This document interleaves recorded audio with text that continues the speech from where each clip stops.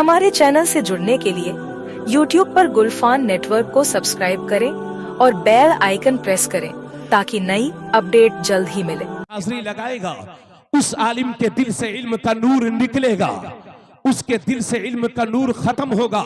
हाँ, अगर कोई आलिम किसी मदरसे के लिए या मस्जिद के लिए किसी अमीर के दरवाजे पर जाता है तो उसका ये जाना फी सबीलिल्लाह है, अल्लाह के रास्ते में है, नियत अच्छी है, अज्र पाएगा। और ऐसा सेठ भी खुश नसीब है कि जिसके दरवाजे पर आलिम दीन ने कदम रखे हैं। हजरत गिरामी, बाकी जो आलिम अपनी जाती मनफात के लिए किसी सेठ के दरवाजे पर जाएगा उसके दिल से इल्म का नूर निकलेगा। तवज्जो चाहूंगा, इसी वजह से मेरे नबी ने एक मौके पर फरमाया था, अला इन्ना शर्र शर्रे शिरारुल उलमा व इन्ना खैरल खैरे खियारुल उलमा। मेरे नबी ने फरमाया था, खबरदार, दुनिया के सारे बदतरीन लोगों में जो सबसे बुरे लोग हैं वो उलमाए सू हैं, उलमाए शर हैं, और दुनिया के सारे अच्छों में जो सबसे अच्छे लोग हैं वो उलमाए खैर हैं, उलमाए हक हैं, उलमाए अहले सुन्नत वल जमात हैं। और साफ सुथरे जुमलों में आज के दौर में कह लो, दुनिया के सारे अच्छे लोगों में जो सबसे अच्छे लोग हैं वो उलमाए मसलक आला हजरत है। हजरत गिरामी, नारे रिसाला, मसलके आला हजरा, फैजाने बुलबुले हिंद, उर्से हसीबे मिल्ला, जश्ने दस्तार बंदी। तो मेरे नबी फरमाते हैं कि दुनिया के सारे बुरे लोगों में जो सबसे बुरे लोग हैं वो उलमाए सू हैं, उलमाए शर हैं, और दुनिया के सारे अच्छों में जो सबसे अच्छे लोग हैं वो उलमाए हक हैं। और ये भी आपसे अर्ज कर दूं कि आज दीन को जितना ज्यादा नुकसान हुआ है ये उलमाए शर की वजह से, उलमाए सू की वजह से, और आज अगर दीन जिंदा है तो ये उलमाए हक की वजह से, उलमाए अहले सुन्नत वल जमात की वजह से। लेकिन ए नानपारा, मलंगपुरवा और अतराफ से आने वाले मेरे सुन्नी भाइयों, आप कैसे जानोगे कि कौन आलिम शर है और कौन आलिम खैर है, किस आलिम के पास बैठना चाहिए और किस आलिम से दूरी बनाना चाहिए? तो हजरत, जो मौलवी गांव में बस्ती में इंतशार बर्पा कर दे वो आलिम शर है, और जो आलिम हुजूर की मोहब्बत के नाम पर इत्तिहाद बर्पा कर दे वो आलिम हक है। जो मौलवी हमारे बच्चों को मस्जिद से दूर कर दे वो आलिम शर है, और जो आलिम हमारे बच्चों को मस्जिद का नमाजी बना दे वो आलिम खैर है। जो आलिम हमारे बच्चों को बिगाड़ दे वो आलिम शर है, और जो हमारे बच्चों के मुंह से शराब को दूर कर दे वो आलिम खैर है। और क्लियर कर दूं, जो आलिम जो मौलवी ये कहे कि हुजूर की ताजीम ऐसे करो जैसे कि बड़े भाई के करते हैं तो वो आलिम शर है। और जो आलिम दुनिया को ये बताए कि सरवर कहूं कि मालिक को मौला कहूं तुझे, बागे खलील का गुले ज़ेबा कहूं तुझे, तेरे तो बस ऐबे तनाही से हैं बरी, हैरा हो मेरे आका, मैं क्या क्या कहूं तुझे, लेकिन रज़ा ने खत्म सुखन इस पे कर दिया, खालिक का बंदा खल्क का आका कहूं तुझे, वो आलिम हक है, आलिम खैर है। जो मौलवी ये कहे कि रसूलुल्लाह की ताज़ीम ऐसे करो जैसे कि बड़े भाई की करते हैं तो वो आलिम शर है। और जो आलिम दुनिया को ये बताए कि सरवर कहूं कि मालिक को मौला कहूं तुझे, बागे खलील का गुले ज़ेबा कहूं तुझे, वो आलिम खैर है। जो मौलवी ये कहे कि हुजूर सिर्फ बशर है वो आलिम शर है। और जो आलिम दुनिया को ये बताए कि अल्लाह की सरताबा कदम शान है, ये इंसान ही इंसान, वो इंसान है, ये कुरान तो बताता है, कुरान तो ईमान, कुरान तो जान बताता है इन्हें, ईमान ये कहता है मेरी जान है, ये वो आलिम खैर है, आलिम हक है। जो मौलवी ये कहे कि हुजूर या रसूल अल्लाह कहना शिरक है, या रसूल अल्लाह कहना बिदअत है, वो आलिम शर है। और जो दुनिया को ये बताए कि दुश्मन अहमद पे शिद्दत कीजिए, मुल्हिदों से क्या मुरब्बत कीजिए, गैज़ में जल जाएं बेदीनों के दिल, या रसूल अल्लाह की कसरत कीजिए, वो आलिम हक है, आलिम खैर है। जो मौलवी ये कहे कि हुजूर को पीठ पीछे की खबर नहीं, वो आलिम शर है। और जो दुनिया को ये बताए कि और कोई गैब क्या तुमसे निहा हो भला, जब ना खुदा ही छुपा तुम पे करोड़ों दुरूद, वो आलिम आलिम हक है, आलिम खैर है। जो मौलवी अपने बच्चों का जन्मदिन तो मनाए लेकिन हुजूर की मिलाद को हराम कहे वो आलिम शर है। और जो आलिम दुनिया को ये बताए कि हश्र तक डालेंगे हम पैदाइश मौला की धूम, मिसले फारिस नजद थे किले गिराते जाएंगे, खाक हो जाएं अदू जलकर मगर हम तो रजा, दम में जब तक दम है जिक्र उनका सुनाते जाएंगे। वो आलिम हक है, आलिम खैर है। अलगर्ज यह के जो मौलवी मुसलमानों के दिलों से रसूलुल्लाह की मोहब्बत के चिराग को बुझाने की कोशिश करे वो आलिम शर अशरफ अली थानवी है। और जो आलिम हर सुन्नी के सीने को हुजूर की मोहब्बत का मदीना बना दे वो आलिम खैर इमाम अहमद रजा खान। नारे तकबीर, नारे रिसाला, मसलके आला हदरा, इश्क मोहब्बत उर्से हसीबे मिल्ला, मुफ्ती तबरेज आलम साहब किला रामपुरी। क्या कहने हैं, वाह वाह वाह, सुभान अल्लाह सुभान अल्लाह। जरा जोर से बोलिए सुभान अल्लाह, वाह वाह वाह, सुभान अल्लाह सुभान अल्लाह। इसलिए हर मौलवी इस काबिल नहीं होता। तवज्जो चाहूंगा, पूरी संजीदगी के साथ बैठे। इसलिए हर आलिम इस काबिल नहीं होता कि उसके पास बैठा जाए। हर मौलवी इस काबिल नहीं होता कि उसकी तकरीर सुनी जाए। अल्लाह अल्लाह। अभी परसों हमारे पास एक जगह से फोन आया कि साहब हमारे गांव में एक लड़का है, वो पूरे गांव को बहका रहा है कि नमाज में रफ़े यदैन करना चाहिए। और वो कहता है कि 18 हदीसों से साबित है। तो मैंने उसको फटकार लगाई। अब मैं आपको एक हदीस शरीफ सुना रहा हूं। हजरत उमर रज़ी अल्लाह ताला अन्हु सहाबी रसूल हैं, ईमान के पक्के। वो उमर कि जिसके लिए मेरे नबी फरमाते हैं उमर जिस रास्ते से गुजर जाता है शैतान वो रास्ता छोड़ करके भाग जाता है। हाय हाय सुभान अल्लाह। फरमाते हैं मेरे नबी अगर मेरे बाद कोई नबी होता तो उमर बिन खत्ताब होते। वही उमर एक बार यहूदियों की मजलिस में चले गए। तवज्जो से सुन लीजिएगा, आजकल मोबाइल के जरिए से हर आदमी मुफ्ती बना हुआ है। मोबाइल हाथ में है, बदमजहबों की तकरीरें सुनते हैं, बिगड़ते हैं और फिर मुनासिर बनकर के आते हैं। और जब हम लोग मुहासबा करते हैं तो सिर्फ डिप्लोमा साबित होते हैं। अल्लाह अल्लाह अल्लाह। तो आज ये मुफ्ती बने बनाए मुफ्ती फेसबुक या मुफ्ती बहुत घूम रहे हैं। इसलिए मैं अर्ज कर रहा हूं हजरत उमर बिन खत्ताब एक दिन यहूदियों की मजलिस में चले गए और हजरत उमर बिन खत्ताब उनकी मजलिस के बाद हुजूर की बारगाह में आए। आका करीम सल्लल्लाहु अलैहि वसल्लम की बारगाह में हाजिरी दी और हाजिर होने के बाद अर्ज करते हैं या रसूल अल्लाह, मैं यहूदियों की मजलिस में गया था तो मुझे उनकी कुछ बातें अच्छी लगी हैं, तो या रसूल अल्लाह मैं उनकी अच्छी अच्छी बातों को नोट कर लूं, लिख लूं। तो दूसरी हदीस में है कि अल्लाह के नबी का चेहरा गुस्से से लाल हो गया। अल्लाह अल्लाह। फरमाते हैं उमर मैं तुम्हारे लिए साफ शरीयत लेकर के आया हूं, रोशन शरीयत लेकर के आया हूं। तुम यहूदियों और ईसाइयों की तरह भटके हुए लोगों की तरह मत बनो। उमर मैं तुम्हारे लिए साफ शरीयत लेकर के आया हूं। उसके बाद मेरे नबी फरमाते हैं उमर अगर आज की तारीख में मूसा भी जिंदा होते तो तेरे नबी की पैरवी करते। इसलिए लोगों कहां जा रहे हो अपने नबी का दीन छोड़ करके, कहां जा रहे हो? इससे ये पता चलता है कि जब उमर जैसी शख्सियत को नबी बदमजहबों की बातें लिखने की इजाजत नहीं देते तो 1400 साल के बाद हम और आपको बदमजहबों की तकरीरें सुनने की कतई इजाजत नहीं है। क्या बात है, क्या बात।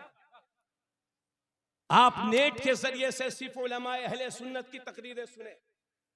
मालूम देखिए मैं 1 घंटा तकरीर करूं, मेरी बात आपके दिल पर असर करे या ना करे कोई भरोसा नहीं, लेकिन मेरी जबान से निकला हुआ एक जुमला ऐसा भी हो सकता है कि आपकी जिंदगी में तब्दीली पैदा कर दे। हक है, हक है। तो कोई पता नहीं है कि किसका एक जुमला हमें बहका दे। गुमराह कर दे। इसलिए आपसे यह गुजारिश करता हूं, थोड़ी सी आवाज साफ करो, इको बंद करो, आवाज तेज करो। इसलिए आपसे यह गुजारिश करता हूं कि बदमजहबों के जलसे में न जाइए, उनकी तकरीर मत सुनीजिए। हमें सुन्नी उलमा की तकरीरें कम हैं क्या जो आप उधर जा रहे हो? अब इजाजत चाहूंगा, इंशाल्लाह आगे बोलूंगा। मैंने आज जहन बनाया है कि मैं इंशाल्लाह इल्म के ताल्लुक से तकरीर करूंगा। सुभान अल्लाह, सुभान अल्लाह। हजरत गिरामी, एक बात बड़ी तवज्जो के साथ सुन ली जाए, बड़ी तवज्जो के साथ। सच्चर कमेटी, जो पिछली गवर्नमेंट के दौर में एक कमेटी बनाई गई थी, उसमें एक शख्स का नाम सच्चर था, उन्हीं के नाम से वो कमेटी तरतीब दी गई। सच्चर कमेटी को यह जिम्मेदारी दी गई कि हिंदुस्तान के मुसलमानों की शरह ख्वानदगी, यानी कितने पढ़े लिखे हैं, इसका जायजा लेकर के गवर्नमेंट को बताए। सच्चर कमेटी ने जो रिपोर्ट पेश की थी वो ये, सच्चर कमेटी ने इंडिया की गवर्नमेंट को बताया था कि मुसलमानों में सिर्फ 3-4% लोग पढ़े लिखे हैं, सिर्फ 3-4% लोग पढ़े लिखे हैं और 96% लोग बेपढ़े लिखे हैं। जिस कौम में 3-4% लोग पढ़े लिखे होंगे और 96% लोग बेपढ़े लिखे होंगे, उस कौम का यह हाल नहीं होगा तो और क्या होगा।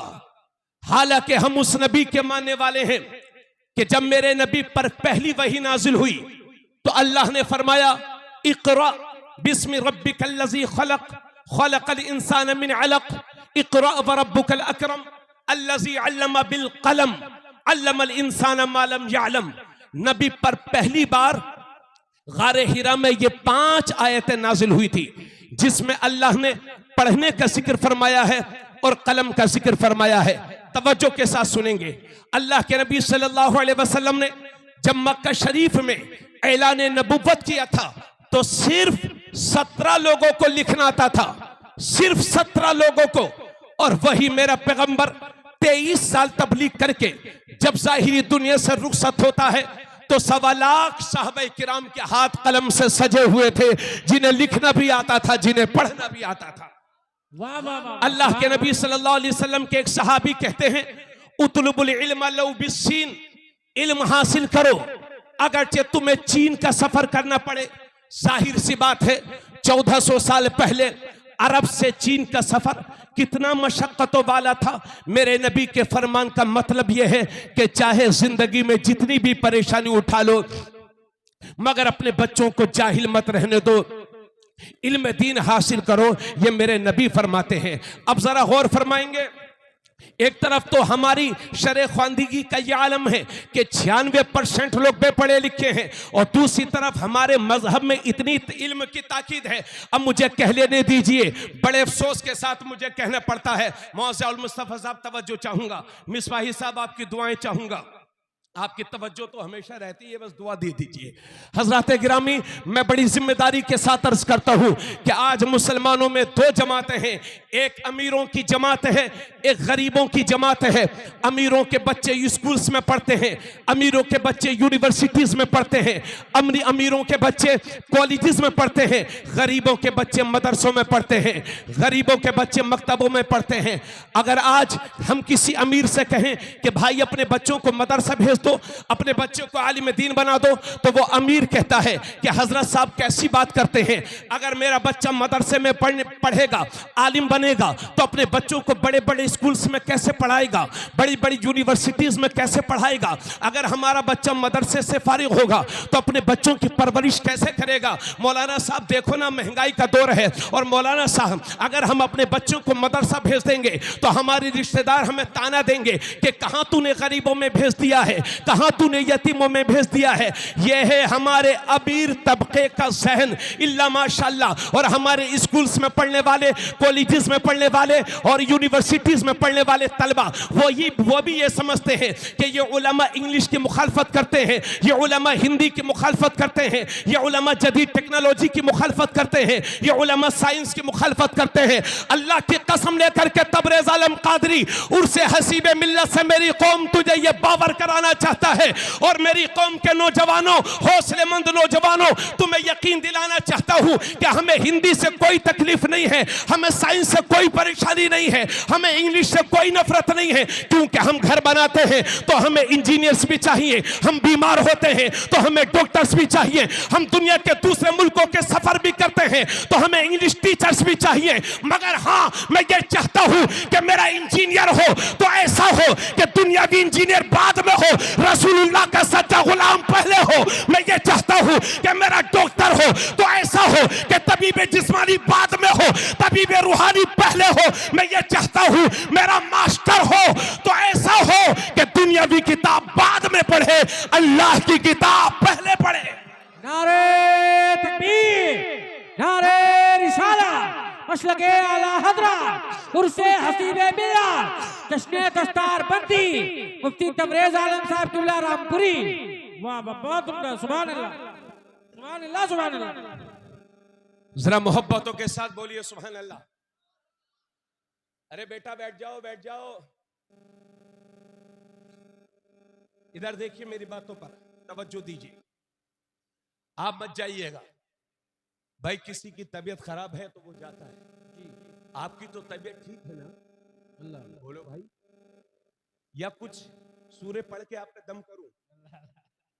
बोलो, आप ठीक है ना? तो जरा मेरे साथ बोलिएगा और मोहब्बत के साथ मेरी बातें सुनिए। अब जरा हम अपने बच्चों का मुहासबा करें। और मैं बहुत सारी जगहों पर यह कह रहा हूं, ए बाबू खुदा के वास्ते खामोश रहें। हर कौम की जो उम्मीदें होती हैं वो नौजवानों से होती हैं। इस मजलिस में 70 साल, 60 साल, 80 साल के बुजुर्ग भी होंगे। मैं उनके लिए दुआ करता हूं, अल्लाह उन्हें सेहत वाली, ईमान वाली जिंदगी अता फरमाए। आमीन आमीन आमीन। मगर 60 साल के हो गए हो तो कम से कम ये दाढ़ी तो पूरी कर लो। बाज बुरा मत जानिएगा, बाज लोगों के दांत पूरे निकल जाते हैं मगर साहब दाढ़ी नहीं रखते हो। अल्लाह अल्लाह, ऐसा मत करो। कब्र में हुजूर को भी चेहरा दिखाना है। वाह वाह, अगर मेरे चेहरे पर दाढ़ी नहीं होती और मेरे पास इल्म कितना भी होता तो आप मेरी तकरीर सुनते? बोलो भाई, अगर आपके मस्जिद के इमाम साहब के चेहरे पर दाढ़ी ना हो तो आप उनके पीछे नमाज पढ़ेंगे? दाढ़ी मेरे नबी की सुन्नत है, सारे नबियों की सुन्नत है।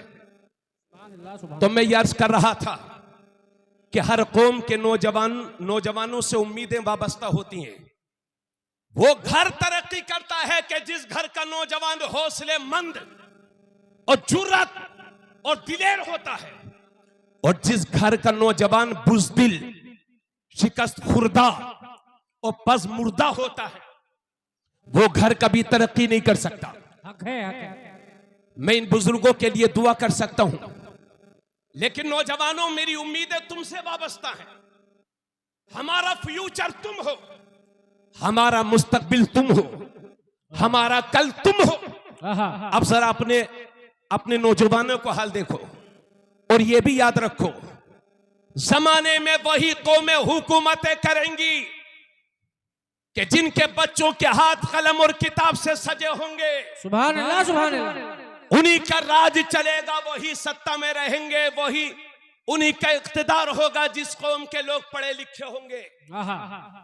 इसलिए अगर ये चाहते हो कि मुल्क में तुम्हारी नस्लें इज्जत की जिंदगी जिए और तुम एक बावकार कौम की हैसियत से मुल्क के शहरी कहलाओ, तो खुदा के वास्ते गुजारिश करता हूं कि शादियों को सस्ती करो, जरूरत के मुताबिक घर बनाओ और अपनी हैसियत से बढ़ करके अपने बच्चों को पढ़ाओ और लिखाओ। इसलिए कि आने वाला वक्त जिहालत का वक्त नहीं है, आने वाला वक्त इल्म का वक्त है।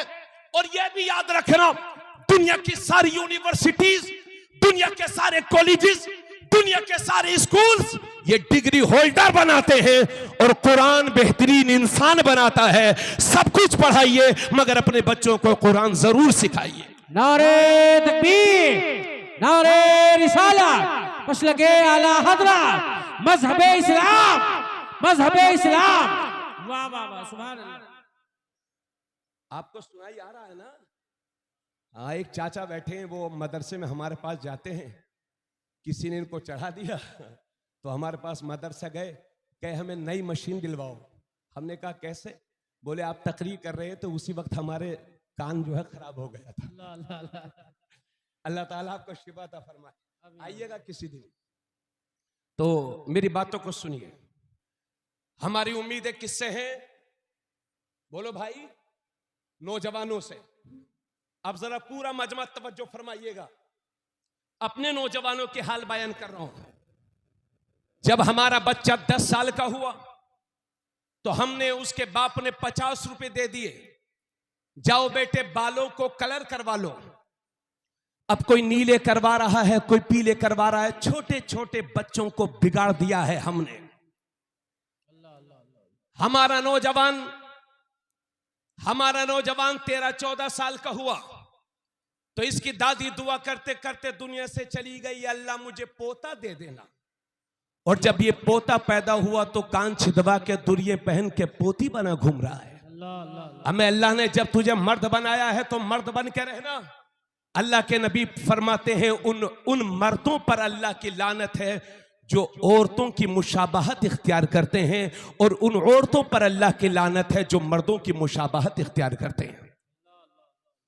हमारा बच्चा जब 15 साल का हुआ तो हमने 50,000 रुपए का मोबाइल लेकर के अपने बच्चे को लफंगा बनने पर मजबूर कर दिया। हमारा बच्चा 18 साल का हुआ तो मियां 1 लाख की मोटरसाइकिल खरीद कर हमने दे दी। अब हमारा नौजवान 1 लाख की मोटरसाइकिल पर बैठा हुआ है, हाथ में कड़ा पहने हैं, गले में जंजीर पहने हैं, कान में दुर्ये पहने हैं, कानों में लीड लगाए हुए हैं, मुंह में 2-4-5 गुटके दबाए हुए हैं, है ना, और फटी हुई पैंट पहनी है। अल्लाह अकबर नारा लगाते हो, ये है मेरे नबी की शान, और बच्चा बच्चा है कुर्बान। आप नबी पर कुर्बान कहां है? आप तो बंबई के फहशकार फिल्मी एक्टर पर कुर्बान है। अगर वो फटी हुई पैंट पहन रहा है तो आप भी फटी हुई पैंट पहन रहे हैं। याद रखिए, फटे हुए कपड़े पहनना ये नहूसत है, और फटे हुए कपड़े को पैबंद लगाकर पहनना ये तुम्हारे नबी की सुन्नत है। वाह वाह वाह वाह वाह। अब तुम्हें यह फैसला करना होगा कि सुन्नतों के मुताबिक चलना है या फैशन के मुताबिक चलना है। बोलो ऐसे ही है ना? जी जी। हाँ, नौजवानों के हाल बता रहा हूं। मुमकिन है कि मैं गलत हूं, मगर मैं जहां तक देख रहा हूं वो यही है। 18 साल का नौजवान है, साम मुंह में गुटके दबाए हुए हैं, फटी हुई पैंट पहने हैं, न छोटे पर शफकत का पता है, न बड़े का अदब पता है, न उस्ताद का अदब जानते हैं, न उस्ताद का अदब जानते हैं, न नमाज पूरी याद है, न रोजे के मसाइल याद हैं, न उलमा का एहतराम जानते हैं। और माज़अल्लाह कभी कभी तो चेहरा देख के नहीं लगता ये किसी मुसलमान का बच्चा है।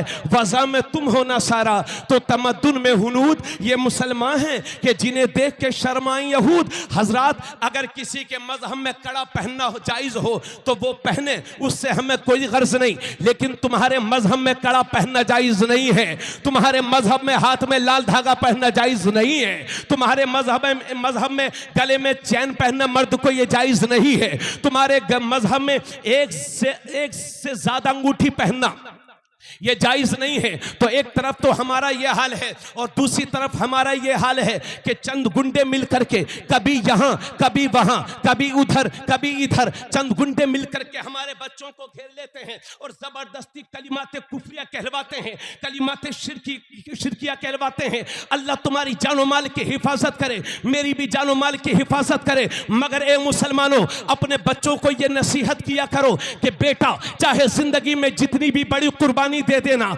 मगर अपने ईमान का सौदा कभी ना करना। इसलिए कि घर टूट जाएगा दोबारा बना लोगे, बाइक फूक जाएगी दोबारा खरीद लोगे, लेकिन ईमान जाय हो गया तो कुफ्र की जिंदगी जिल्लत की जिंदगी है। इसलिए मेरे दोस्त अपने बच्चों को यह नसीहत किया करो कि बेटे जान से ज्यादा ईमान बचाने की फिक्र करना, जान से ज्यादा ईमान बचाने की फिक्र करो। तो एक तरफ तो यह हाल है और दूसरी तरफ हाल यह है कि चंद लोग मिलकर के हमारे बच्चों को जबरदस्ती घेर लेते हैं। अब ये बोल वो बोल रहा है, अब ये बोल वो बोल रहा है, अब ये कह वो भी कह रहा है। जो कहना शिर्क है, जो कहना कुफ्र है। हजरत गिरामी, ए मेरी कौम के नौजवानों, ए मेरी कौम के जिम्मेदारों, अल्लाह तुम्हारी जानो माल की हिफाजत करे, मेरी भी जानो माल की हिफाजत करे, मगर कोई गारंटी नहीं कि कब किसके साथ क्या हो जाए। अल्लाह का वास्ता दे करके कहता हूं, अगर ऐसा मौका आपकी जिंदगी में कभी आ जाए तो खुदा का वास्ता दे करके कहता हूं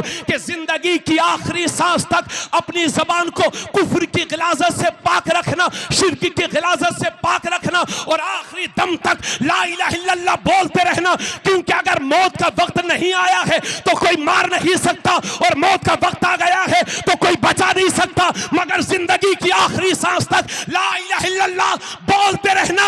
क्योंकि इसी हालत में अगर मर भी जाओगे तो शहीद कहलाओगे और बच जाओगे तो गाजी कहलाओगे। नारे तकबीर, नारे रिसाला, मसलके आला हज़रत, मज़हबे इस्लाम, उर्से हसीबे मिल्लत, मुफ्ती तबरेज़ आलम साहब किबला रामपुरी, जश्ने दस्तार बंदी। क्या कहने, वाह, जिंदाबाद जिंदाबाद, सुभान अल्लाह। सब लोग मेरे साथ हाथ उठाइए, बोलिए ला इलाहा इल्लल्लाह, ला इलाहा इल्लल्लाह, ला इलाहा इल्लल्लाह मुहम्मदुर रसूलुल्लाह सल्लल्लाहु अलैहि वसल्लम। जिंदगी का कोई भरोसा नहीं है कि कब सांसें थम जाएं, कब जिंदगी की शाम हो जाए। इसलिए मेरे अजीज, आपने चलते फिरते नौजवानों को नहीं देखा, आपने बूढ़ों को मरते देखा होगा, आपने नौजवानों को मरते देखा होगा, आपने अच्छे खासे तंदुरुस्त सेहतमंद लोगों को देखा होगा। अचानक से खबर आती है कि फलां का इंतकाल हो गया। ऐसे ही हमारी सांसें भी थम जाएंगी। मुझ जैसे खतीब, आप जैसे सामीन, इसी जमीन के अंदर बहुत सारे सोए हुए हैं। सुने मेरी बात आप हजरात, इसी जमीन के नीचे मुझसे बड़े बड़े खतीब और आपसे बड़े बड़े काबिल बासलाहियत इंजीनियर्स, मास्टर्स, मुख्तलिफ डिग्री होल्डर्स इसी जमीन के नीचे आराम फरमाए। जी। मालूम नहीं जिंदगी की शाम कब हो जाए। इसलिए अपनी हैसियत से बढ़ करके अपने बच्चों को पढ़ाओ और लिखाओ और ईमान वाली जिंदगी गुजार करके दुनिया से जाओ। इजाजत है? मुझे डर लग रहा है आप लोगों के चेहरे को देख करके, कहीं आप लोग भाग न जाए। तो मैं डरता रहूं या तशरीफ फरमा है ना आप? बड़ी तवज्जो के साथ मेरी बात सुनिए। अब हजरत अल्लामा अफजल मुस्तफा साहब और मौलाना अकबर अली साहब किबला मिसबाही हमारे दोस्त हैं, जी, स्टाफ साथी हैं। उनकी मौजूदगी में आप हजरात को एक हदीस से पाक बता रहा हूं और ये तिर्मिजी शरीफ जिल्द सानी सफा नंबर 97 पर यह हदीस पाक है। बड़ी तवज्जो से सुन लीजिएगा। हजरत कसीर इब्ने कैस इस हदीस के रावी हैं।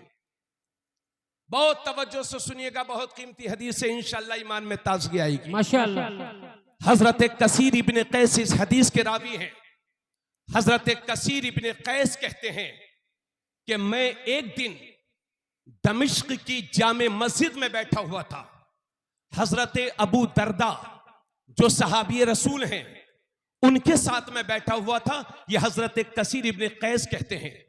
रावी कहते हैं कि मैं जब बैठा था तो मैंने देखा कि एक आदमी उनके पास आया, हजरत अबू दरदा के पास, और कहा, ए सहाबी रसूल, मैं मदीना शरीफ से आया हूं, किसी और काम से नहीं, बल्कि मैंने ये सुना है कि आप हुजूर सल्लल्लाहु अलैहि वसल्लम की कोई हदीस रिवायत करते हैं, यानी आपके पास हुजूर की कोई हदीस है, मैं वही हदीस आपकी जबान से सुनने के लिए मदीना शरीफ से आया हूं। सुभान अल्लाह, वाह वाह वाह। आप गौर फरमाएं, एक हदीस सुनने के लिए एक सहाबी रसूल एक मुल्क से दूसरे मुल्क जा रहे हैं। क्या बात है। और अर्ज करते हैं, अबू दरदा मैंने सुना है आप हुजूर से कोई हदीस रिवायत करते हैं, वो मुझे सुना दीजिए।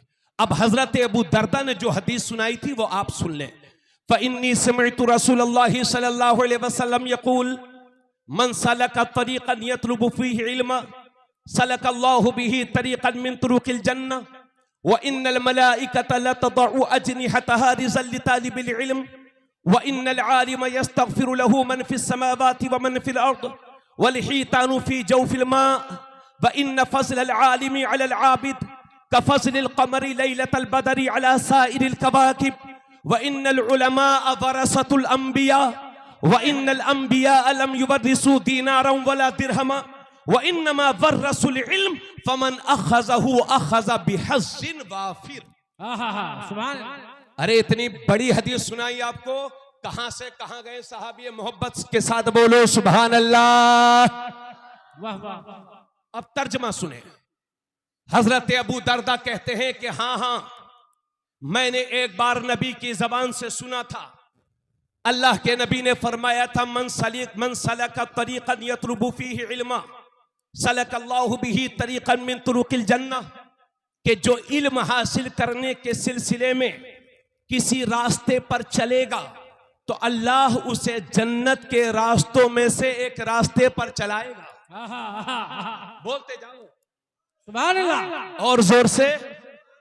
व इन्नल मलाइकता लतदउ अजनिहतहा रिज़ल लितालिबिल इल्म, और मेरे नबी फरमाते हैं बेशक फरिश्ते जो मासूम हैं अपने परों को इन तलबा के कदमों के नीचे बिछाए चलते हैं। क्या बात है, वाह वाह। व इन्नल आलिम यस्तग़फिरु लहु मन फ़िस समावाति व मन फ़िल अर्दि वल हीतानु फ़ी जौफ़िल मा, और बेशक जो कुछ आसमानों में है और जो कुछ जमीन में है ये सब की सब आलिम के लिए दुआए मग़फ़िरत करते हैं। हाय हाय हाय। हत्ता के मछली पानी के अंदर आलिम के लिए दुआ करती है। सुभान अल्लाह। व इन्न फ़ज़लल आलिमी अला आबिद कफ़ज़लिल क़मरि लैलतल बदरि अला साइरिल कवाकिब, और बेशक आलिम की फजीलत आबिद पर, आबिद उसे कहते हैं जिसके पास इल्म ना हो सिर्फ इबादत हो, और आलिम यहां वो मुराद है जो आलिम बाअमल हो। हुजूर फरमाते हैं बेशक आबिद पर आलिम की फजीलत ऐसे ही है जैसे 14वीं के चांद की फजीलत सारे सितारों पर है। हाय हाय हाय। अमा आपको हदीस शरीफ समझ में नहीं आ रही, थोड़ा सा तवज्जो चाहूंगा, बड़ी मेहनत से तकरीर होती है। व इन्नल उलमा वरसतुल अंबिया, सुभान अल्लाह। और मेरे नबी फरमाते हैं बेशक उलमा अंबिया किराम के वारिस व जानशीन हैं। व इन्नल अंबिया लम युवरिसु दीनारन वला दिरहमा, और नबी फरमाते हैं बेशक नबियों ने दिरहमो दीनार विरासत में नहीं छोड़े, अल्लाह अल्लाह। उन्होंने विरासत में सिर्फ इल्म छोड़ा है, तो जिसने इल्म हासिल किया उसने वाफिर हिस्सा पा लिया। नारे तकबीर, नारे रिसाला, मसलके आला हजरा, उर्से हसीबे मिल्लत, उलमाए अहले सुन्नत, जश्ने दस्तार बंदी, मुफ्ती तबरेज आलम साहब किबला रामपुरी। वाह वाह, सुभान अल्लाह। भाइयों समझ में आई मेरी बात? अरे थोड़ा बोलिए, बताए तो जी कम से कम समझ में आ गई ना? समझ में आई। 100 रुपयों का नजराना, अब बाल तो 100 रुपए का ऐलान करते हैं, उसी में 2 मिनट उनके पास। अल्लाह अल्लाह अल्लाह ताला सलामत रखे, आमीन। अब बालों से भी सलामत रखे और मौजूदा कव्वाली से भी सलामत रखे, आमीन। और उलमा का फरमा बरदार बनाए। हजरात इतनी बातें मैंने अर्ज कर दी, अब तवज्जो के साथ सुनिए मेरी आगे की बात।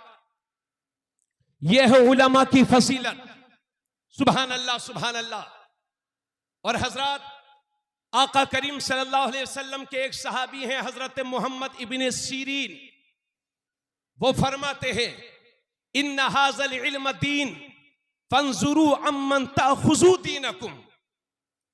मोहम्मद इब्ने सीरीन कहते हैं कि ये इल्म जो है दीन है, यानी कुरान और हदीस को सीखना दीन है। नहीं नहीं, गलत बात, बहुत गलत बात है। आप लोग ऐसा न कीजिए, पूरी तवज्जो मेरी तरफ करिए, ऐसा मत कीजिए। हाँ बड़ी, फिर मैं बार बार समझा रहा हूं, आप मेरी बातों की कदर कीजिए। मोहम्मद इब्ने सीरीन कहते हैं कि ये इल्म यानी कुरान और हदीस सीखना दीन है।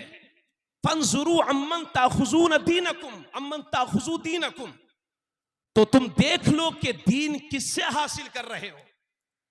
आजकल हम ये देखते हैं कि लोग अपने बच्चों को बदअकीदों में पढ़ने भेज देते हैं अल्लाह और कहते हैं साहब उनके यहां पढ़ाई अच्छी होती है, बदमजहबों के यहां भेज देते हैं, फिरकाए बातिला के यहां भेज देते हैं छोटे छोटे बच्चों को।